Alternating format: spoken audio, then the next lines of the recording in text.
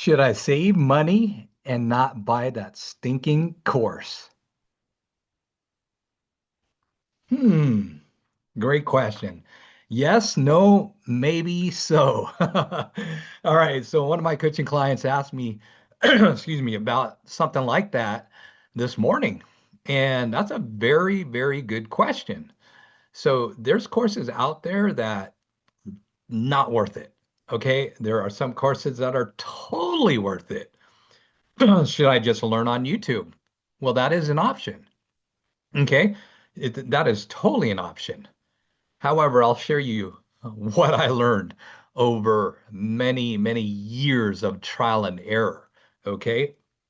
I'm with this program, this platform called Go High Level. I love it. I mean, as a matter of fact, I've been on it for almost 4 years now. Okay. And lots and lots of trial and error. Now, there's a lot of people doing YouTube videos. Some of them are very good.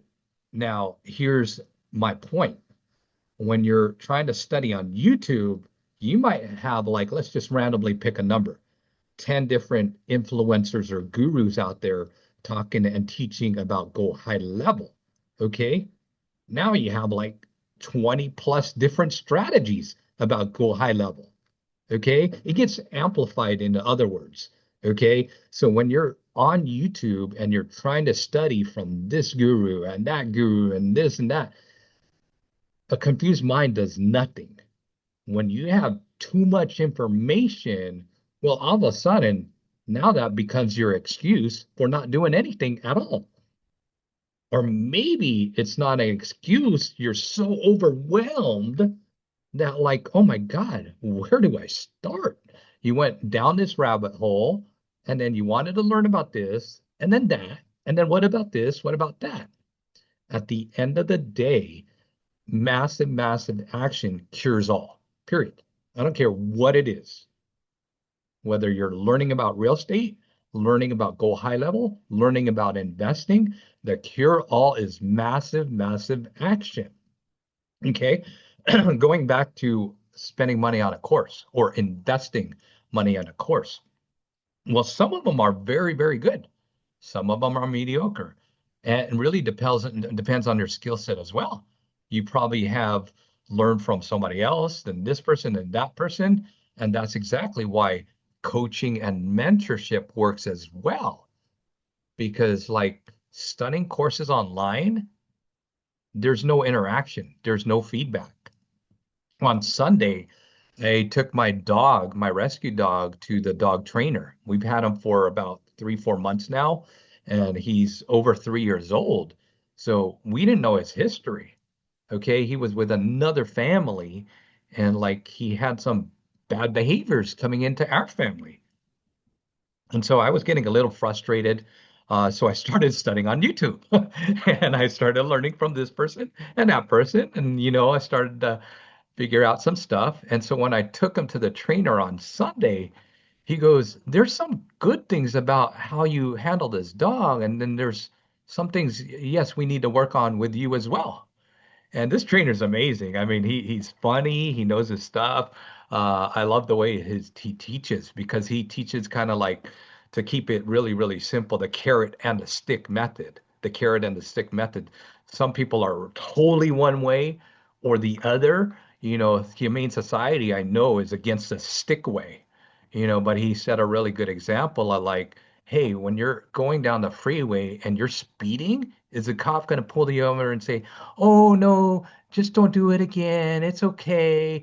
Don't worry about it. Just please take it easy. Or if you endanger lives, he's giving you a ticket or probably arresting you.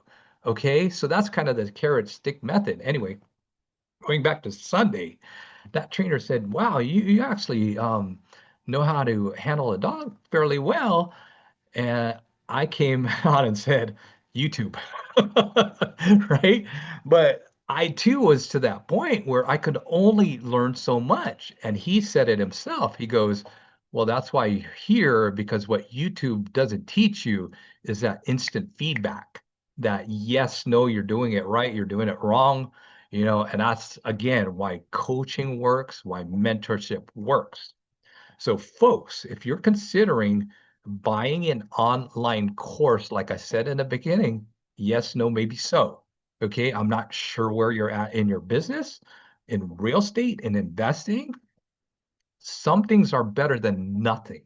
Okay, some things are better than nothing. And if you're really like, strapped for cash, go to your public library, right? There's books you could rent. And books are very organized versus like a YouTube. Sometimes a YouTube channel, they're teaching you spraying and giving you all kind of information. I'm guilty.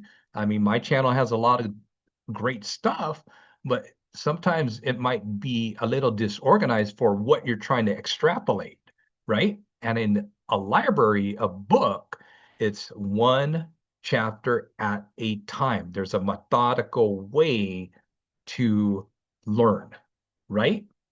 And courses online, some of them are very well organized. I've bought several myself in conjunction, though, that I have a mentor, a coach.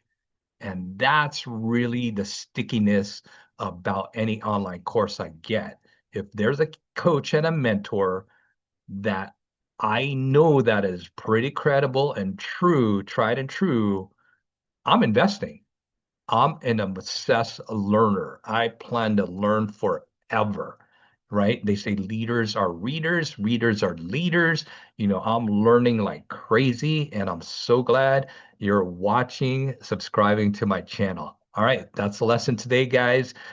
Should I buy an online course? Maybe, maybe. If you vetted out the person, you think it's well worth it, and really depends on where you are with your business, your investing, your real estate, your whatever trade you are at, because you might need somebody who's very, very basic, which I do have a free course online.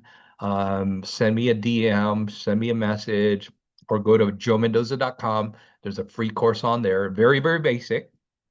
You could get my book. It's very methodical, right? Like I said.